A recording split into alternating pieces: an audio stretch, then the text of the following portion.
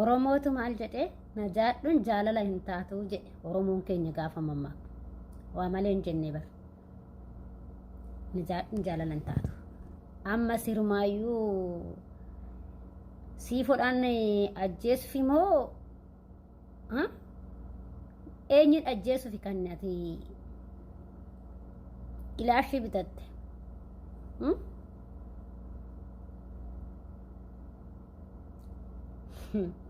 Najaadhuun jaalala hin taatu kaa. Najaadhuun jaalala hin taatu. Abbaan fe'ellee yoo himeeyyuu iccituma ati qabdu gadi guure malee waan ati hin qabne gadi hin guure jechuudha. Iccitii ati duubaa qabdu san gadi guuree jechuudha. Argitanii jirtan wanta inni itti dhaadatu wanna inni gochaa jirus dhagaa jirtan. Sababa kiyyaan nama hin taane yookiin namoota biraatiin wal hin lolin. Kotti yoo barbaadde anuma malee namoota biraatiin akka caafii nama tokkoyyuu hin geenye. Anumaa fi situ wal jaalate malee nama jidduu hin jiru jechuudha. Kanaaf namatu jidduu deemaa ebalu jidduu deemaa yoo jidduullee jiraatan waanuma ati hojii irra jirtu hojii ati gochaa jirtu gocha ati gochaa jirtu kan himan malee waan badaa tokko waan osoo gaarummaa kee hojjette gaarummaa keetiin himu. Garuu waan gaarummaa kee hin hojjenneef yoo himanillee badooma keeti. Gaarii osoo hojjette gaariidha. Namni gaafa gaarii hojjetu gaarummaa isaatiin jaalatama, gaarummaa isaatiin himan. Gaafa badaa hojjetu immoo badaa isaatiin himan.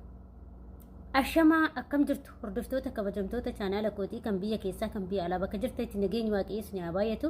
Akkam jirtu ana obboleettiin keessan nagaa gootuun qabaa galata waaqayyoos hin jecha akkuma viidiyoo irratti argaa jirtanii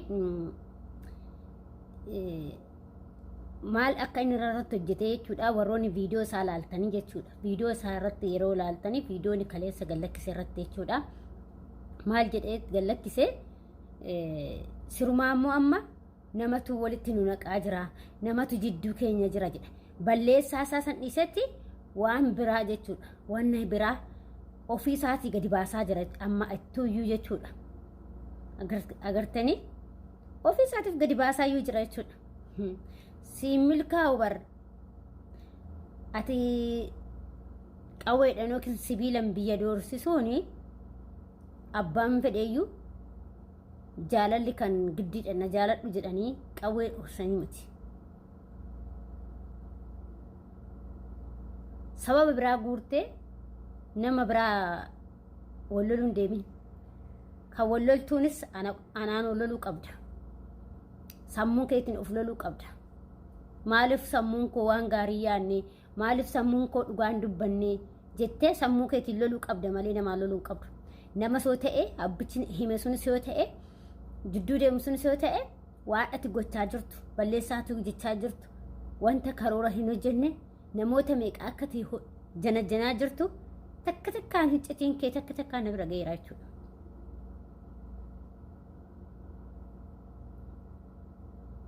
Dhugaadha kaa waan ati gochaa jirtu kaa osoo akkas gochuu baatte iyyuu iccitii san dhossitu ture. Waan sanuma beektuuf iccitiin kee takka takkaan immoo gadi yaa'aa jira.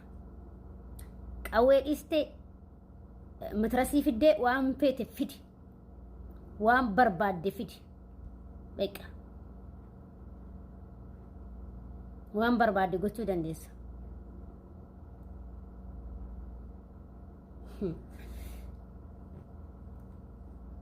Fakkeessanii jaalachuun hin danda'amu kaa inuma hin danda'amne. Kanaaf siifurraa gadi bu'i narraa gadi bu'i baqa. Hin barbaanne narraa gadi bu'i sin jedhee jira.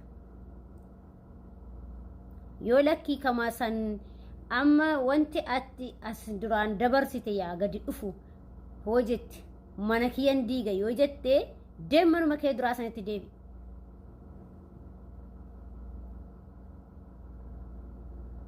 Nama 100 jaalachuun jaalala namaaf hin ta'u. Haadha manaa namaaf hin ta'u. Hiriyaan takkuma kan iccitiin dhossin kan jaalala dhugaa ittiin qaban hiriyaan takkuma qofaadha. Kana nan beeku. Isaayyuu hiriyaa waliin iccitii waliin hin dhossan.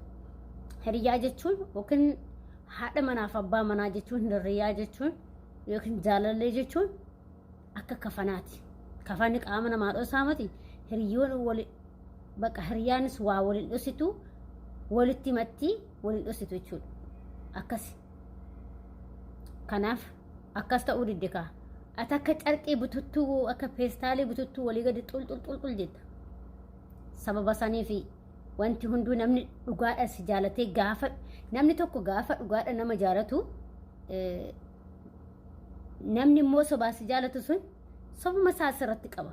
Ati gaafa garammoo garaa kee qulqulluudha nama tokko jaalatte waaqayyo immoo siif yaadasi sababa godheetu nama sanirraa si qabaa jechuudha. Anuu sababa naa ta'e jechuudha. Wantichi ati suura fi sagalee suni sababa guddaa ta'ee jireenya kee irrattis dhiibbaa fidee jireenya kee irrattis dhiibbaa fidee wantoota hundumarrattuu dhiibbaa sirratti fide malee anaaf immoo bilisa naa ta'e nama biraatiif immoo barumsa ta'a. Sii galee si jammari immoo amma sirmaayyuu qawweedhanii dhaadattaayi ara kan qanceen kan qotiyoo iyyuu malte qanceen iyyitii jedha Oromoon keenya gaafa mammaa kushi waa malee mammaanni bara Oromoon keenya kanaan akkas gochuu qabu ati gottee jechuudha. Hinjiru kaa hinjiru biyyuma kamittu wanta akkas hinjiru. Na jaaladhuun jaalalan taatu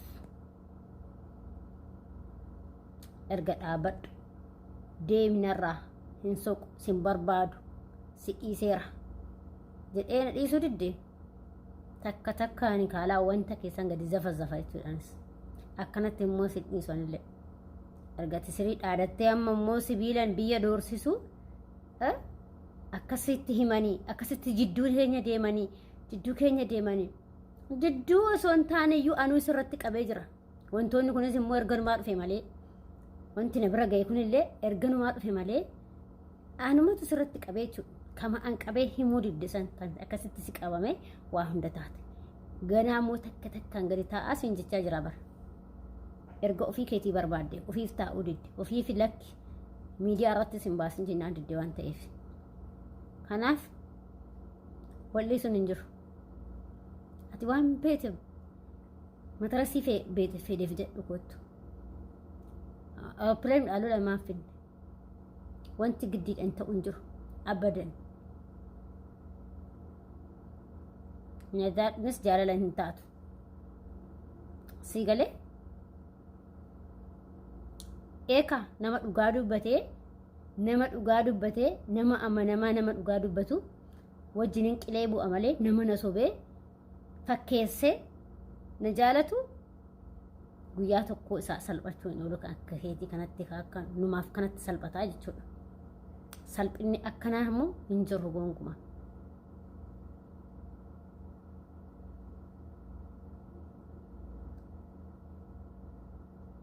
Namatu jidduu ni jira. Namatu akkas godhe kan biraat jaalatte eeyyin jaaladhee qabadhee kalas narraa gore. Hin fedhu bakka. Anis akkuma ati qabatte sanan qabadhe. Atuu ana dhiisuu barbaannanii miti kan dhaxxee kan osoo suura fi rikaardiin ishee jiru. Si jammarmee kan kaanii kan namoonni natti mana haafu jechuudha. Isaan dhassuudhaatti osoo hojjetii hin qabaanne ta'e baastee yeruma saniyyuu kana jettee hibbachuu qabu baastee jechuudha. Kanaaf wanni hunduyyuu ta'ee jira waan ta'eef kaalaas dhumatee jira. Akkas. Kanarra immoo waan an himuu qabu. Kanaaf qawweedhaan biyyan doorsisin jaalallee qawweedhaanii miti kan bitamu. Okay, jaalala bitama malee lolaan jaalalli bitamuu hin danda'u.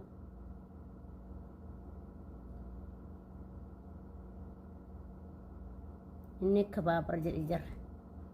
Wal kabajuu wayya, wal eeggachuu wayya, wal saaxiluu. Hin agartammoo taa'ina eegi.